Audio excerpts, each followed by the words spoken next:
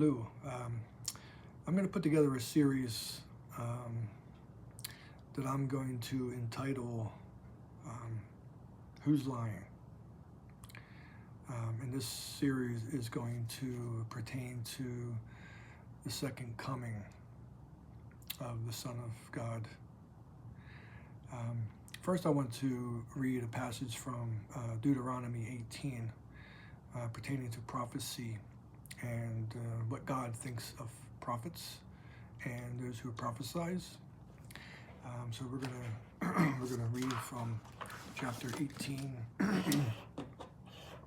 starting in verse 18, and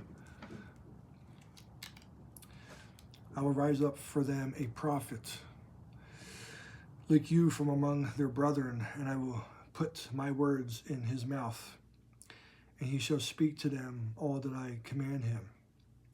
And it shall be that whoever will not fear my words, which he speaks in my name, I will require it of him.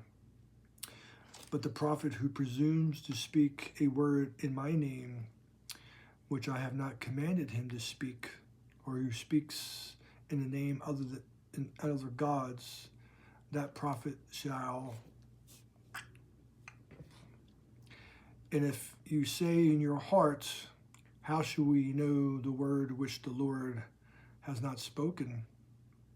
When a prophet speaks in the name of the Lord, as a thing does not happen or come to pass, that is the thing which the Lord has not spoken, that prophet has spoken it presumptuously, and you shall not be afraid of him.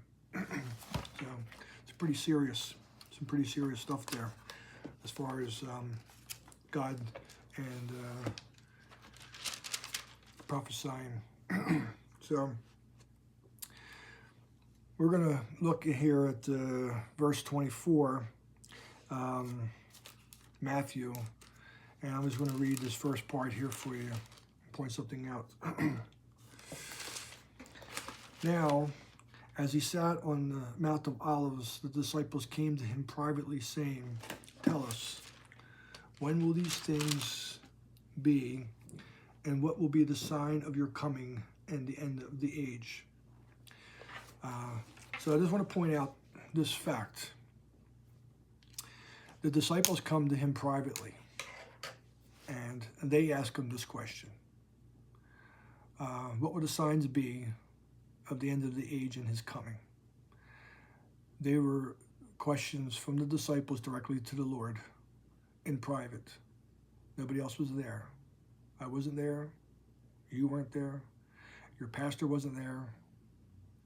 The seminary preachers weren't there, except for the Son of God and his disciples. They're the ones who ask the question. They're the ones who's receiving the answer.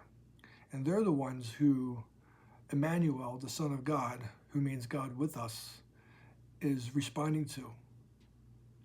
So when he says you in this passage of Matthew, he's not talking to you. He's talking to them. All right? I want you to understand that. So the things that he says, you can read ahead and you can look at it. And I'm only just going to use his words and their words. I'm not going to elaborate on nothing. I'm just going to point out the truth and the fact of the interaction between these men and their conversation, right? And the fact that what God thinks of prophets who speak presumptuously. So the question is, with Matthew 24 and many other passages, who's lying? I want you to think of that. Who's lying? That's the question. I know the answer. I'm going to try to help you to see the answer as well of who's lying.